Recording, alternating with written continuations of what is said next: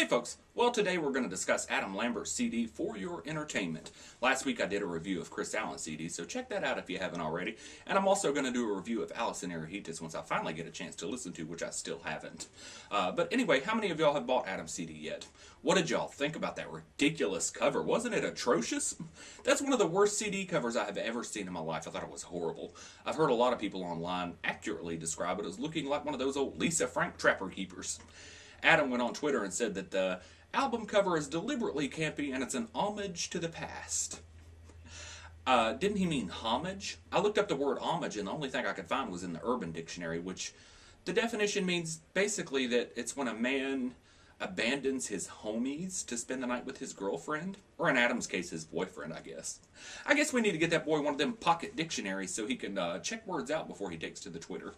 But, of course, who am I to talk? I butcher the English language about a half a dozen times a minute, so anyway, Adam also said on Twitter, for those that don't get it, oh well, glad to have gotten your attention. Well, that's a little bit arrogant, don't you think? I think Adam might want to get a couple of hits under his belt before he starts mouthing off to the fans like that. Madonna, Elton John, they can get arrogant like that because they've been around for 175 years. Adam might want to get his career off the ground before he does that. I kind of get what they were going for, you know, the blast from the past kind of thing, the 80s kind of look. But I think it failed. I think a lot of people got it, but it just failed. It ended up looking like it was designed by a 9-year-old girl.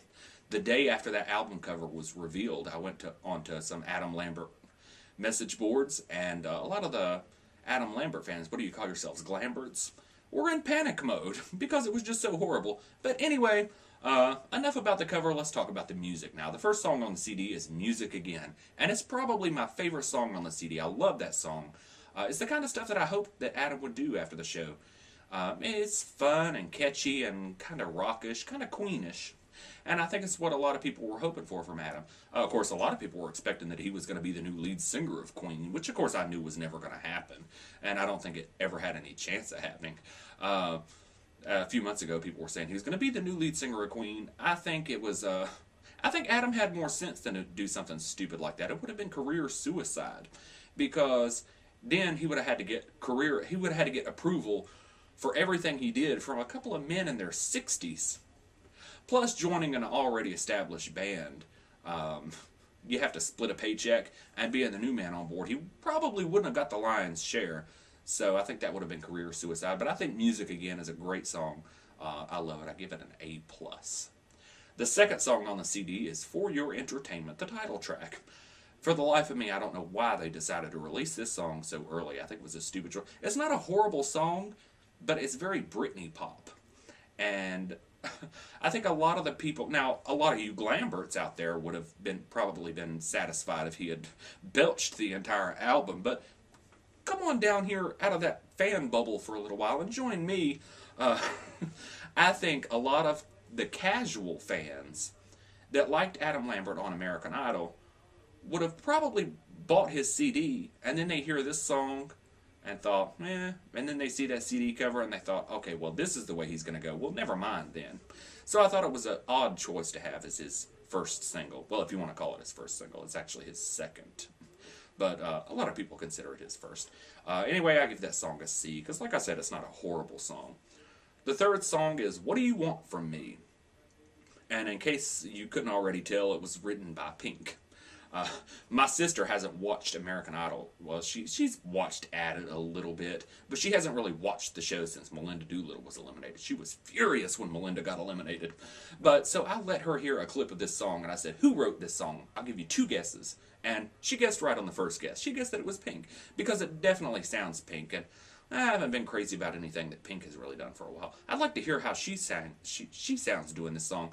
But I thought it was a pretty good song. Not my favorite on the CD, but I'll give it a B-. The next song on the CD is Strut. It's co-written by Cara DiAguardi, so I already had low expectations to begin with, and it's a good thing because it's crap. It was horrible. It's a tuneless piece of garbage. Cara lost a lot of credibility when that horrible No Boundary song was not only dropped from the tour, but also dropped from Chris Allen's CD. I think a lot of people, I think she's going to have a tough time this season because not only has she lost credibility from her horrible music, but I don't think Simon likes her very much, and I think a lot of people are going to blame her personally for Paula Abdul not being there anymore. So she's got a tough road ahead of her this next season. Don't be surprised if she ends up in the nervous hospital before the finale. But anyway, the song was horrible. I hate it. I give it an F. I'd give it a G if I could, but got to stay within the boundaries of the grading system, unless there are no boundaries. But there are. Anyway, the next song is Soaked. It's a lot slower than the other songs so far, and it's almost sad. It's almost got a kind of a funeral feel for it, and but it's pretty good though. It's a little bit shouty. I know I oftentimes complain about Adam screaming and shouting, but I only do that because I think he overdoes it, and he does it where it doesn't really belong. But it fit in this song, so I thought it was pretty good. I'll give it a B. Next is Surefire Winners. I've heard a lot of people say that it sounds like a mix between We Are the Champions and We Will Rock You, and I don't see that at all. I think it's kind of boring and repetitive. It might sound good at a football game with a bunch of cheerleaders doing it, but I don't think it's a very good song. I give it a D.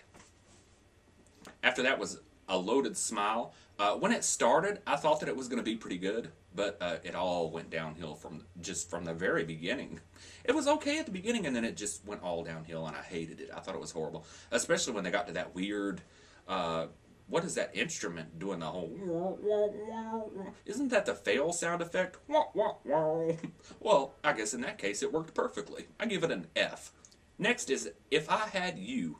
I love this song. It's such a fun song. It would be so fun to hear in the clubs, wouldn't it? Of course, I hadn't been to the clubs in so long. I used to go bar hopping 2 or 3 nights a week. And now I hadn't been out in probably well over a year. I've become such a recluse in my old age. Like old Sigourney Weaver in that movie Copycat. Did y'all ever see that? She's agoraphobic. I used to have a roommate that, well, he proclaimed to be agoraphobic, but he wasn't really. I think he just did it for the disability checks. And he was... He afraid to leave the house, yet he didn't have no problem leaving the house to go to the porn stores and meet up with strange men. I asked him to wash the dishes one time, and he started banging his head against the wall and proclaiming to have a panic attack until I told him he didn't have to wash the dishes, and then he sat down and got on the internet. He was crazy, but I hated him. But anyway, I think this will be a huge dance hit for Adam. They're going to play it in the clubs all the time, especially the gay clubs. And I think it'll probably be released as a single with 10 unnecessary dance remixes of it. But it's a great song, and I love it. I give it an A+. After that is Fever. Lady Gaga wrote or co-wrote the song. I knew she had written a song on there, but I wasn't sure which one until he started going fever, like the poker face sound. It became quite obvious that that was the song that she had written. I've said it before. I'm not really that crazy about Lady Gaga. The gays all act like she's the second coming of Madonna, and I just don't see it. Of course, the longer she's around, she grows on me a little bit. But I can't help but thinking that in a year from now, when you start talking about Lady Gaga, people are going to be like, Lady what? So we'll have to see how it goes, but she is growing on me a little bit, and I love that song. I thought it was a great song. It's very catchy and fun and playful, and I love at the beginning where he says, there he goes. It's so nice to have a gay singer now actually not hide from it. Because so often when we get gay singers, they'll either make the song about the opposite sex, or they'll try to be gender neutral, which gender neutral is fine, but sometimes it just doesn't fit. So I thought it was great, and I give this song also an A+. Next was Sleepwalker. I didn't like this song, but I didn't hate it either. It was just there. It was also a little bit gloomy. Most of his slower songs on the CD have been pretty gloomy, haven't they? Almost sounded like he was saying Streetwalker. And I thought the guitar solo in it was kind of unnecessary. It didn't really fit that well. But I'll give it a C because I don't really care about it one way or the other. After that was Aftermath. I think that song was it sounds very Daughtry-like and very radio-friendly, and it's going to be a hit, if for no other reason that I am 99% sure that it is going to be the Idol boot song on Season 9. It's the lyrics are custom, they sound custom-made to be the Idol, Going Home song on American Idol, and not to mention that it was also co-written by the guy that wrote, what is that song they were going to use in Season 7? Hollywood Is Not America. The song that sucked so bad that they ended up replacing it with a Ruben Studdard Christmas song. I guess they decided to give him another chance, and they said, well, go ahead and you get over here and get together with Adam Lambert and Curly Sue, and y'all come up with some. It was also co-written by that girl that played Curly Sue. I never watched that movie. Some of y'all, like me, might know her better as the girl that played Melissa, Blanche's granddaughter on The Golden Girls. So she co-wrote this song. But like I said, I'm pretty sure it's going to be the Going Home song next season on Idol. And I think that's wrong. I think it should be. I think Chris should get the Going Home song. And I don't say that as a Chris fan. I say it as an American Idol fan. They should give some kind of They should give something to the winner. I thought in season 6, it shouldn't have been Chris Daughtry singing "I'm Going Home." It should have been a Taylor Hicks song. Even though I don't like Taylor Hicks at all, I think they should give some kind of recognition to the winner. But I'll give this song a C. Even though I think it'll be a hit, I'm really not that enthusiastic about it. Next is Broken Open. I think a lot of people that liked Mad World will probably like this song. It's kind of the feel of it is kind of a mix between Mad World and the old Sarah McLachlan song, I Love You. I used to love that song. I think it's good. It's not as good as those songs, I don't think, but it's pretty good. I'll give it a B. Next was Time for Miracles, which was actually Adam's first single. I've heard a lot of Lambert say that it doesn't count because it was just a soundtrack. But, I mean, come on, it's on his CD. It was released. There was a video for it. It was actually his first single. I think if it had been a #1 hit, a lot of the fans would be saying, oh, yeah, Adam's first single was a #1 hit. They wouldn't be kind of rejecting it then. But it's been kind of rejected now because it wasn't a hit. But I'm not crazy about it. I'll give it a C. It's one of those songs that I don't care about one way or the other. If it came on the radio, I wouldn't turn the station, but I wouldn't pay money for it. So I'll give it a C. And that was it, unless you bought the CD unless you bought it on iTunes, and there's a bonus track called Down the Rabbit Hole. Don't y'all hate these bonus tracks? I wish companies would stop doing this. Either put the song on the CD or don't put the song on the CD. But if you missed the song, I looked it up on YouTube, and it's complete garbage, so you really didn't miss anything. Anyway, overall, I give the CD a C+, which is actually very good. I know a lot of people don't consider a C very good, but I think a C is pretty good. I gave Chris Allen a B, and like I said, only about 10 CDs have ever gotten on my A-list. Somebody asked me what those CDs... I said that only 10 CDs have gotten on my A-list, and I never mentioned what they are. So they were, let's see, Wilson Phillips, Shadows and Light, Debbie Gibson, Think With Your Heart, Cher, this sounds like the gayest list ever already, doesn't it? Cher, It's a Man's World, which was her CD right before Believe. I don't know if I'm going to be able to name them all. Patsy Cline's Greatest Hits. Elton John, One Night Only. Fleetwood Mac, The Dance. Jewel, Pieces of You. And I know my favorite CD of all time, though, is the Indigo Girls, Rites of Passage. I bought that CD when it came out in, 1991? Well, I bought it on cassette tape first, and later on CD. But I bet I haven't gone a week of my life without listening to that CD. I love it so much. I still love it to this day. I listen to it all the time. And so that's my list. That wasn't 10, was it? I'm probably missing something. But, oh well, who cares? Yeah, but I don't get why so many people consider a C so bad. And then a D is still... I mean, like, C students like me and George Bush are oftentimes considered blithering idiots, dumber than a box of hammers, but a D is still a passing grade. I never got that. A D wasn't that good when I was a kid, though. I remember I brought home a D on my report card one time. My heart sank when I saw that D on there. I was afraid to go home.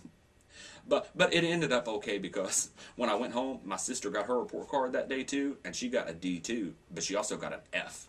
So I really didn't feel so bad about it. I didn't feel so stupid, and it kind of took the heat off of me a little bit. But so Adam sold nearly 200,000 copies in his first week. He came in #3 behind Susan Boyle, and I don't know who that other guy's name is, but it was a Christmas album. And so he sold nearly twice as much as Chris Allen. But I don't put a whole lot into that. Like I said in my video about Chris Allen's CD, Jordan Sparks was considered a loser when she only sold just a little bit over 100,000. And David Cook trounced her with his sales. And now they've sold almost about the same thing. So it really depends on who has a hit. And I think I think Adam's going to end up outselling Chris because he's going to have a hit with Aftermath when it's the Idle Boot song. Which, like I said, I think it's wrong. They haven't really given Chris much promotion. I rarely see an ad for a Chris Allen CD. And I see ads for Adam Lambert's CD all the time. And they call it the most anticipated album of the year. I think that's going a little bit too far. I think Adam had... the expectations were too high. Way too high. Because they've been making him out to be... and I hear a lot of his fans call him a worldwide superstar and a rock god, and now the most anticipated album of the year. So I think the expectations were way too high.